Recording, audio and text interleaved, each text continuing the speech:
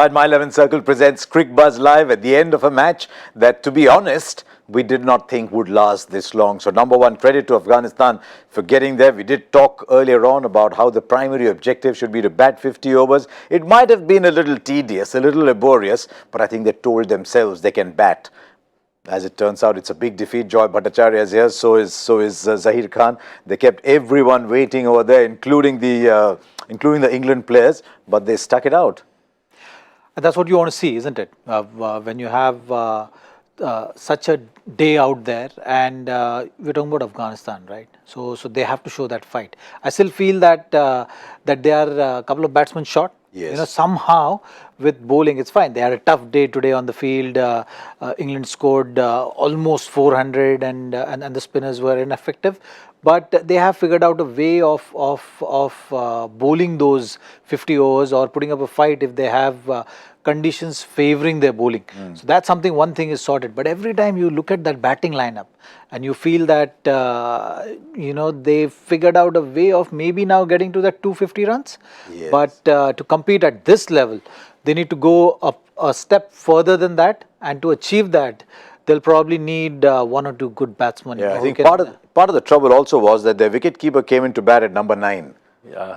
Which you cannot afford in the modern game. Shehzad was keeper, you would have Shehzad opener, then suddenly the batting order falls in place. I was a bit surprised they left out Hazratullah Zazai. He's tomorrow's player, as a young player, but they chose to go the way they did and eventually batted out 50 overs. This is how it ended then, because they made, 247 eventually. Hashmatullah Shahidi had a strange innings. He got clunked on the head. He looked a bit all over the place initially. Then he played some big shots. He nudged around, but he got 76.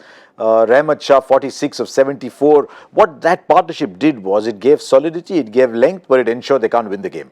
But I don't think that was on anyway. They've lost by 150 runs.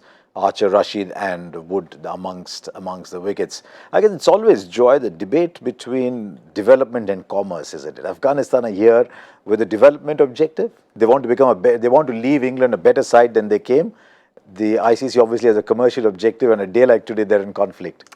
Absolutely, and I think what you've also got a situation is in tournaments like this, you're going to end up with, because given the number of games, you're going to end up with towards the end 5-10 games which are going to be absolutely meaningless. It's inevitable. Yeah, and I think that's one of the problems which you have with a format like that. That normally works out if you have 2-3 games a day, as previous tournaments were wont to have. And here there are very few, except I think Saturdays.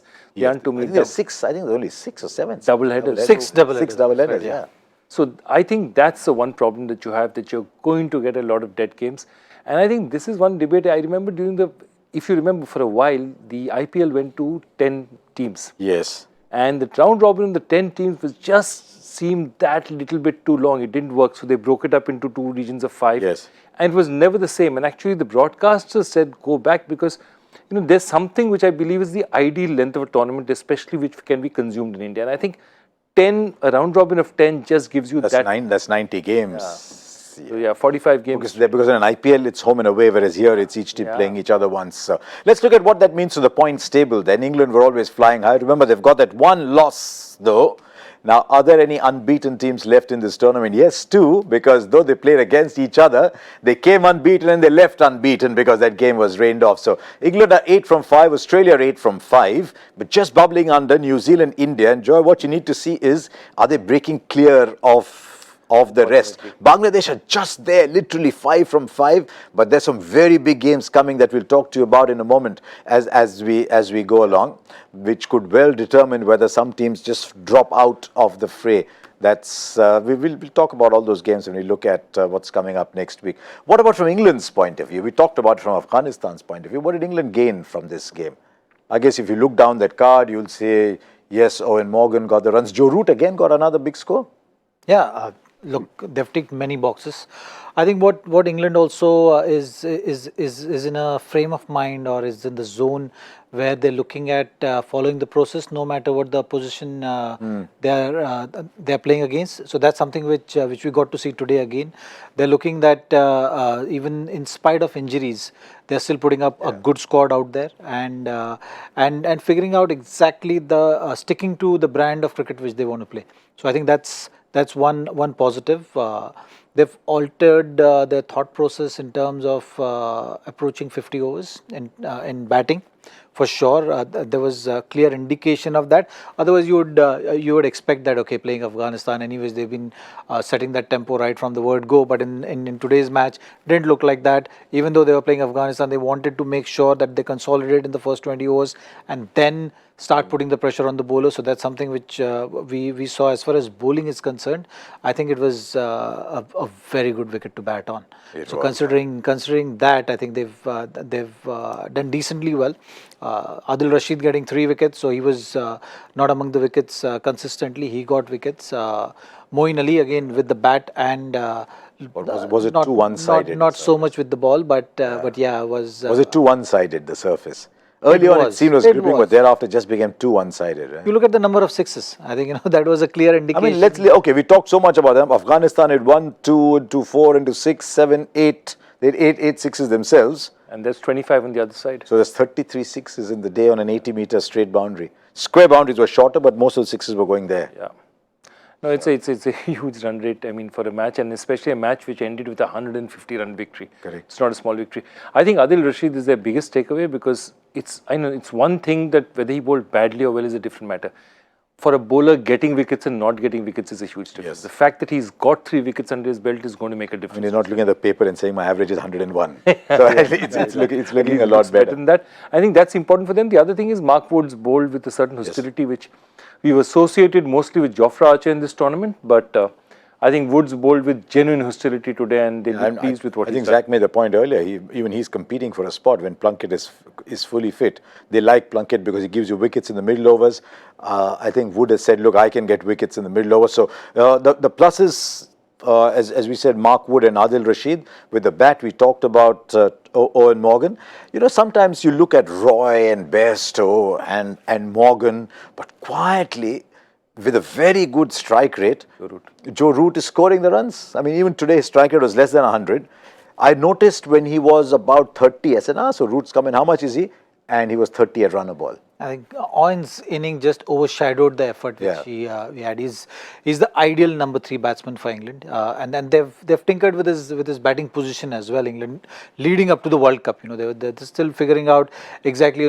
He came in to bat at number 4 as well, leading up to World Cup. I think the last year, but this is his position because at number 3, if you lose early wicket, then he's got luxury of taking more time, and he's a solid bat. You need a batsman. Every time you see him bat, you know that he's got solid defense. He's got those attacking shots as well, and you need someone at number 3 to play according to the situation. You want your number 3 to set the tempo, or keep up the tempo what openers have set for you, and play according to the situation. And Root has today made his consistency shows that. His numbers are now showing that. Yes, with England's squad, he's always going to be overshadowed. Is what I feel. The Pakistan game as well. Josh Butler just overshadowed him because he was just playing at a rate, and he created that winning scenario for England in that particular match. But he scored 100 in that game as well. Let's look at that graphic again. There's a couple of interesting things in there. It's interesting that Zach says that Root is getting overshadowed a little bit, which is absolutely true. Butler one day, Morgan the other day. He's averaged 91, strike rate 99. I mean, is that a sign of things to come in the game that we are? 50s, I mean, And look who's bottom of that list. I mean, average is fantastic. Did you think David Warner would be scoring at 77? Yeah, exactly. That strike rate is very interesting for David Warner. It shows a very different player from the player you're used to seeing in the IPL and 20-over tournaments. But it's a very interesting list because, what Joe Root has done is interesting. If you saw him today, you wouldn't think he's batting at the rate he's batting. Yes. And that's very interesting, that he looks as if he's just pottering around, but even while pottering around, he's had to run a ball. And that I think is a great sign, because that shows as a batsman, you're an accumulator. People don't know. It's like Suresh Raina in the IPL. Suddenly he's 30-40, he's batting 30-40. Joe Root is a lot like that. You look at the scoreboard, he doesn't seem to have hit anything big, but he's suddenly got the runs out there. And those guys are very important for teams, because without that flash and dash, they sort of get runs very fast. He hit 5 4s and a 6 in that 88, wasn't that he was clobbering sixes. He reminds me a lot. In India, in those days, Azharuddin used to bat like that. Yeah. 50 or 52 balls, one boundary, Yeah. You say, when did he score 50? Because he was always hitting ones and twos, and I think Joe Root is that kind of player. But as Zach said, if you lose an early wicket, he's still there, solid. Yeah. He's the perfect three. You need that, and you look at all the other teams as well. You know, you look at the number threes in the world at the moment who are going around, the good number threes. Virat Kohli, similar kind of pattern, isn't it? You know, he will. There are days when he is attacking from the ball, first ball, but there are most of the days. If you look at the percentage, he'll take that first single down to the third man. You know, playing solid, especially closer this to the World body. Cup, he's playing very, very secure. Yeah. You have Kane Williamson, similar kind of approach. So I think that number 3 position is very vital from that point of view. And in a 50 over, now everyone is moving towards having that one anchor role, one number 3 playing that anchor role, and then other players rallying around him and playing at a higher strike rate. So that's something that each and every team is looking at, that one person who is controlling that innings at least till about 35-40 overs. Yeah, talking about strike rates, let's look at our strike rate as well. My 11 circle, let's look at who the MVP was today. Owen Morgan, of course, 148 from 71 balls. Tell you, in T20, if someone gives you a strike rate of 208, you're saying, wow, retain him. He is 17 sixes, and on the occasion that he thought, let's figure out what happens if we hit the ball on the ground. Does he still get to that rope over there that's just there? And he did that 4 times. 17 sixes is also a record for a one-day innings. It's one of the fastest World Cup innings. I think it's the 4th fastest World Cup century. So Owen Morgan did that.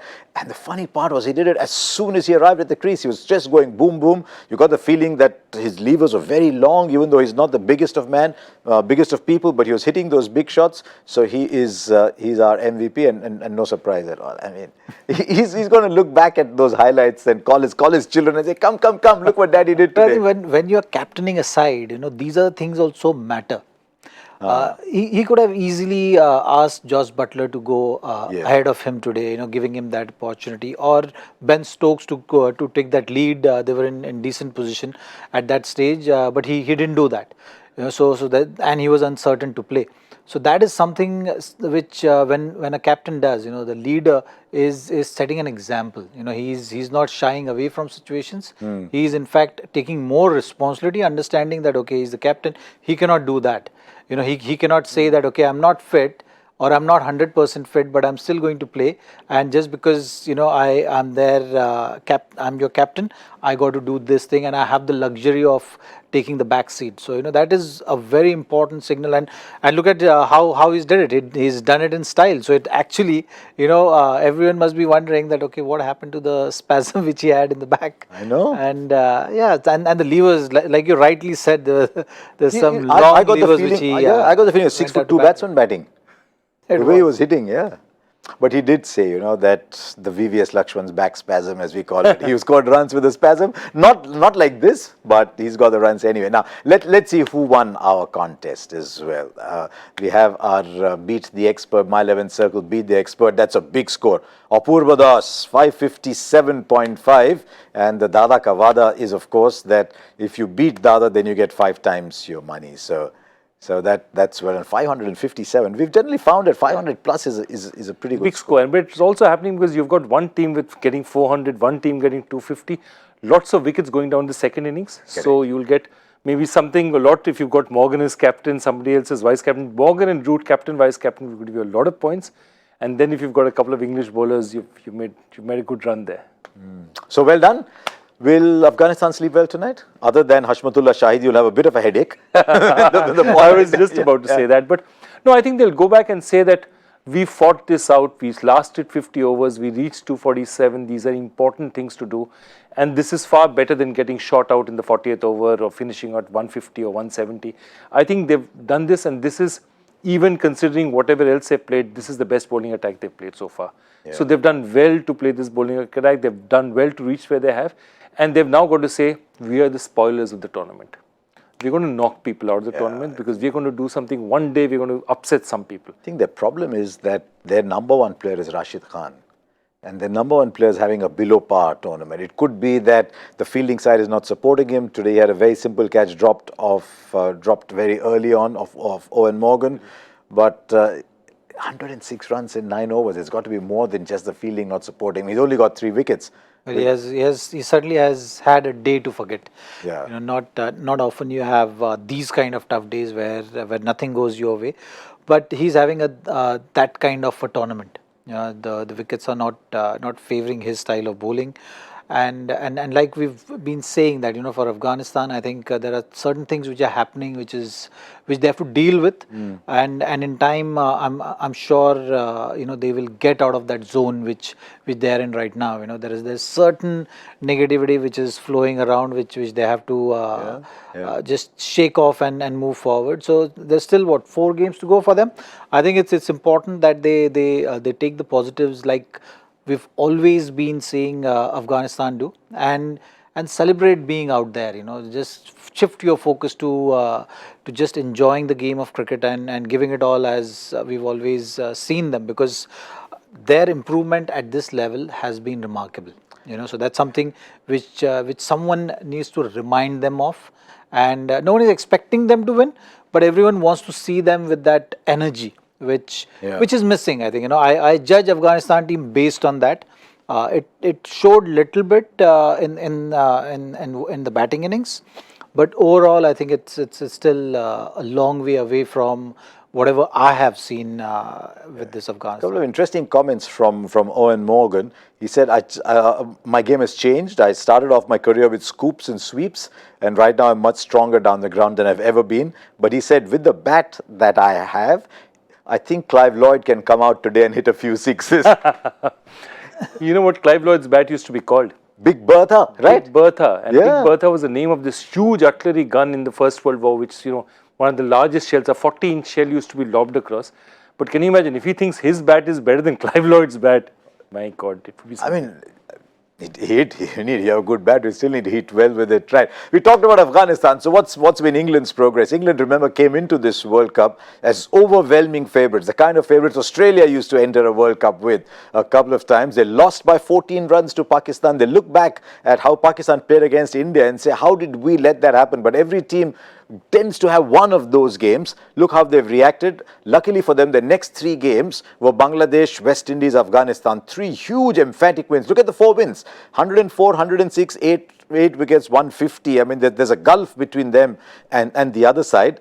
I think Sri Lanka, as we say with all due respect, before we want to say something hard, Sri Lanka won't offer them much support. But I actually think the draw has worked out really well for them, because they'll make the knockouts, they'll make the semi-final.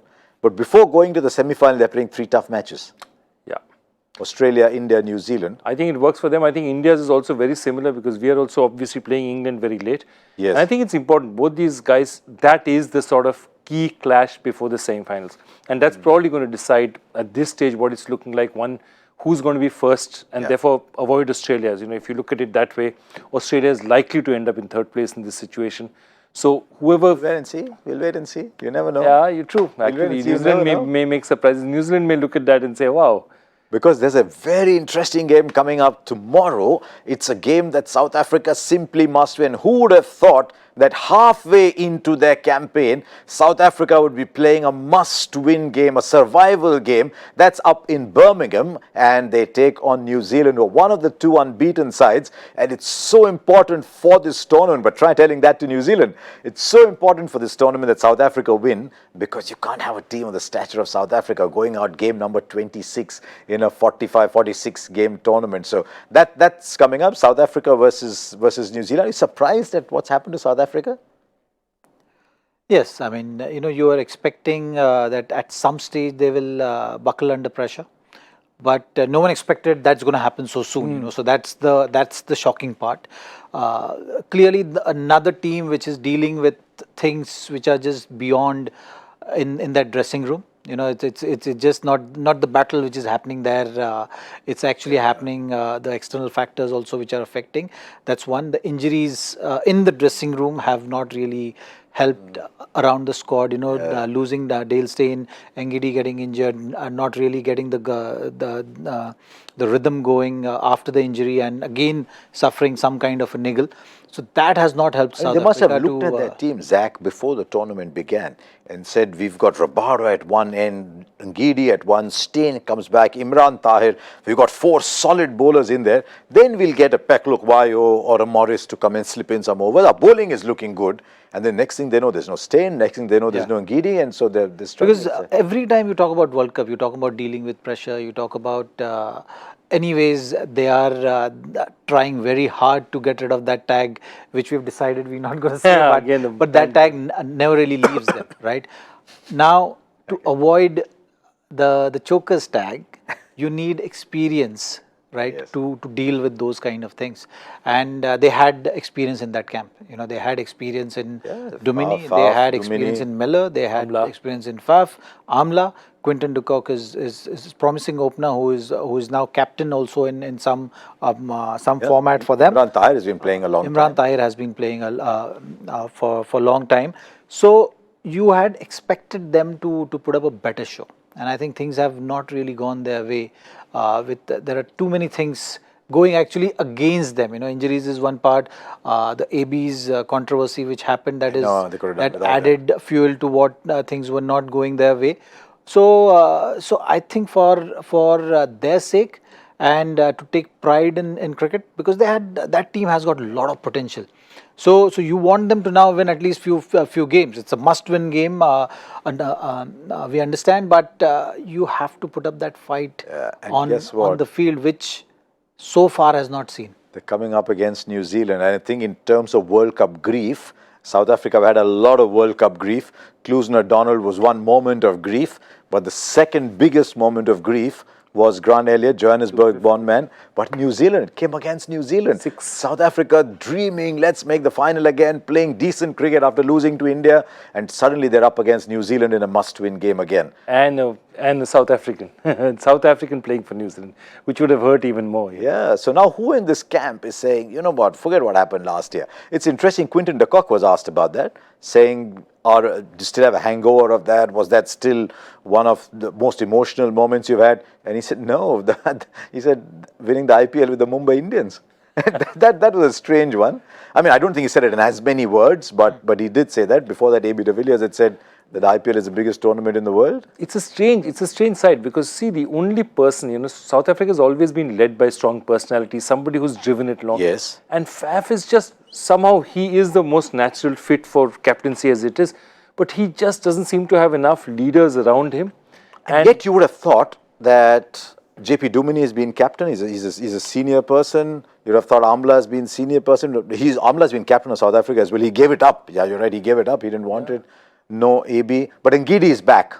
Can a young man lift aside? Just wonder. Yeah. Rabada, Ngidi, somebody needs to get quick wickets. Somebody needs to do something exceptional. See, I always believe when you have tournaments like this now, a spark is one guy getting an innings which you don't expect. Lights a raging fire. Somebody needs to light that kindle. You know, somebody needs to kindle it. Nobody has for South Africa. The other thing is, remember, their consistency through the tournaments, through the years, has been their plethora of all-rounders. Why? Because if you have a situation when their all-rounders were genuine, like a Jacques Kallis or a Brian... Oh, there's so many. Yeah. And you go even further. You had Klusener, Pollock, Nicky Boye, all these guys. An assembly line of all-rounders. So you had 8 batsmen, 7 bowlers, and that was a South African formula. Today, you have just a Chris Morris, who is sort of, they say, is an all-rounder. Is he in the same class? And if you look at the only other person is maybe JP Dumini. Yeah. And Dumini is so badly out of form that they can't play him. Yeah. So they're playing with 5 bowlers. They're not, they're not the versatility that South Africa always had. I remember all of us had said, everybody in the world had said when Kallis retired, welcome to how the others live. Welcome to no longer having 6 bowlers and 7 batsmen every day. I used to remember that when they used to say Kallis, they used to say, in Test cricket, Kallis is Sachin Tendulkar plus Zaheer Khan. 300 Test wickets and 15. Yeah. That's what I think South Africa has the balance. It's just that things have not gone their way, and form has been a concern, be it bowling or batting for that matter. So that's something which they have to figure out, and individuals need to dig deep for them to get out of that zone. And with team sports, you've seen when there are so many factors affecting your mindset, it's very easy to be going in different directions. So I hope that is not the case. If that's not the case, then you'll see some good results from South Africa, which will make this World Cup interesting. Otherwise, it's going to be one of those last week is going to be tough for everyone, because you'll pretty much know who the top 4 teams are, because we're expecting West Indies also to put up that kind of a show where the table will be interesting. We expected Pakistan to contribute with that and make things interesting.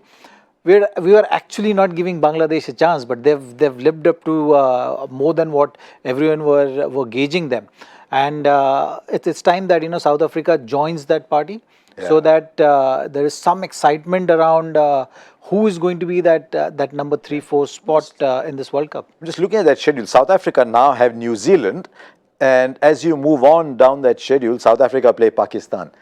Now here's something interesting. Whatever happens, South Africa, Pakistan, I think becomes a knockout. Only one of those teams can go through. But if South Africa can beat New Zealand, suddenly this World Cup will get reignited almost. Then they beat Sri Lanka, and then they say, last day we have Australia. We beat Australia, we qualify.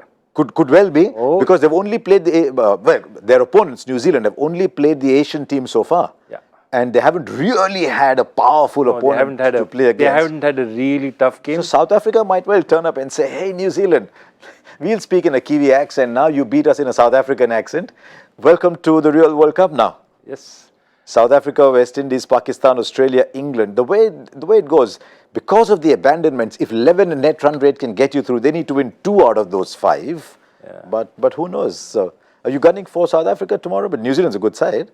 We haven't even talked about New Zealand. Yeah, but the way I look at it, the only reason I'm gunning for South Africa tomorrow is, it's like the whole thing. Now, whenever you see the Masai Mara, they show you, there's a lion running and there's an antelope running. The lion is running for dinner. The antelope is running for his life. Yes. So South Africa playing for their tournament tomorrow. New Zealand is, playing to win a match. Yes. There's a huge difference between the two. So New Zealand is the lion and South Africa is the antelope. No, it's just the other way around. South Africa is absolutely. It is. South Africa is running for survival. Yeah, they're Springboks anyway. They call them Springboks. Good call. They are battling for survival.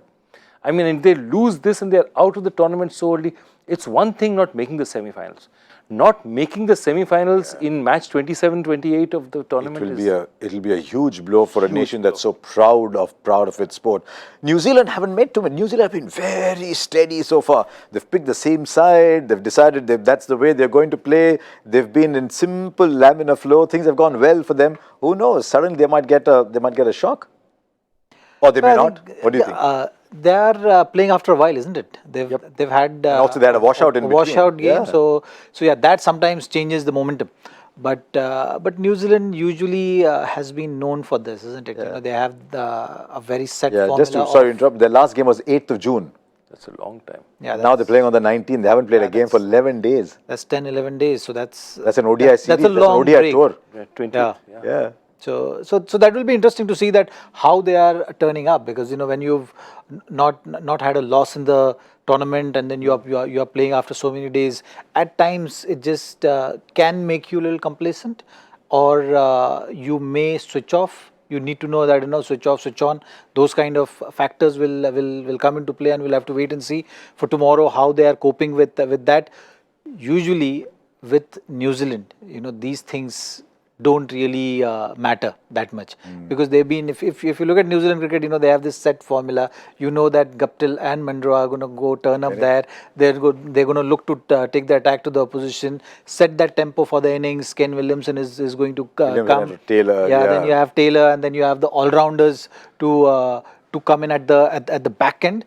With bowling, it's again they've settled now with these 3 bowlers, so I don't think they'll give chance to Saudi even if he's fit. Or Sodi?